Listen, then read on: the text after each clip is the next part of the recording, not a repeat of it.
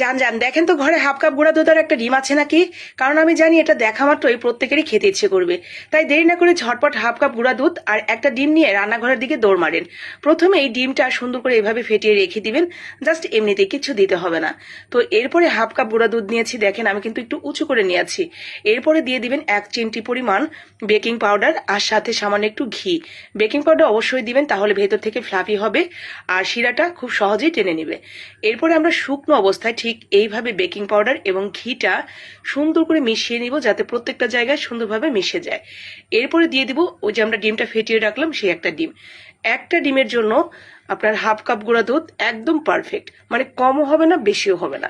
আর যদি বেশি করে তৈরি করতে চান তাহলে মেজারমেন্ট বাড়িয়ে কমিয়ে নেবেন, তাহলেই হয়ে যাবে। তো সুন্দর করে মেখে আমরা ঠিক এইভাবে রেখে দিব। মাখানোর সময় একটু চ্যাটচ্যাটে মনে হতে পারে যে একটু পাতলা, কিন্তু 10 মিনিট রেস্টে রেখে দিলে দেখবেন একদম সেট হয়ে শক্ত হয়ে যাবে।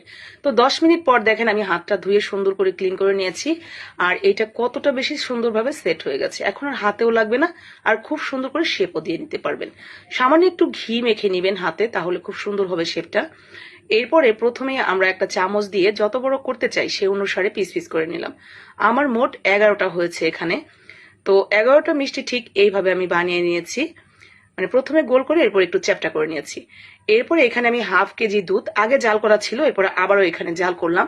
তার সাথে 2টা এলাচ দিয়ে এখন সেই দুধের মধ্যে দিয়ে দিলাম সেই মিষ্টিগুলো। এখন এইভাবেই আমরা জাল করতে থাকবো, আর যখন বলক উঠবে তখন আবার ঢাকনা খুলে আবার ঢেকে দিব। এইভাবে বারবার ঢাকনা খুলবো আর লাগাবো। এই যে বলক উঠতেছে আর নিচে নামতেছে, এতে করে ভেতর থেকে ফ্লাপি হবে।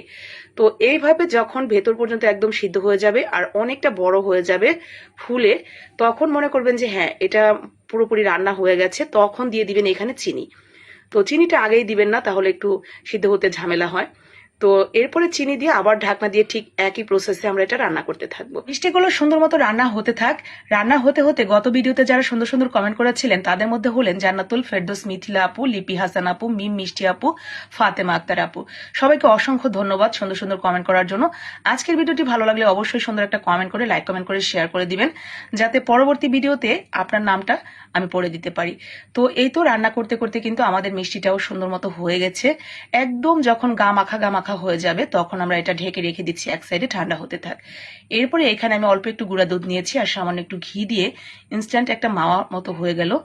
এরপরে ঠান্ডা হয়ে গেলে সেই মিষ্টিগুলো আমরা উঠিয়ে নিয়ে এই গুঁড়া দুধের মধ্যে কোট করে নেব। ব্যাস, তাহলে রেডি হয়ে যাবে অসম্ভব মজার লোভনীয় স্বাদের মালাই টোস্ট। একদিন বানিয়ে দেখতে পারেন। আশা করি আপনি এটা যাকেই খাওয়াবেন সেই কিন্তু ভীষণ ভালো বলবে এবং পরবর্তীতে আবার খাওয়ার জন্য বায়না ধরে বসে থাকবে। ভালো লাগলে অবশ্যই বানিয়ে নেবেন। সেই সাথে আবারও বলি, লাইক কমেন্ট একটু শেয়ার করে দিন, যাতে বাকিরাও দেখে বানাতে পারে।